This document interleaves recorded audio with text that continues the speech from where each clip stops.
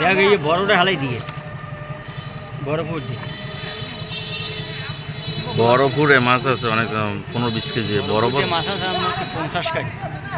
আর মাছ অনেক বড় মাছ আছে তো কত বছর হয়েছে না ও কত বছর তোমাকে হুম 50 ওটা আছে 50 কেজির উপরে বড় বেশি আর অনেক বড় মাছ আছে হয়েছে না তো অনেক বছর বড় মাছ আছে 10 কেজি।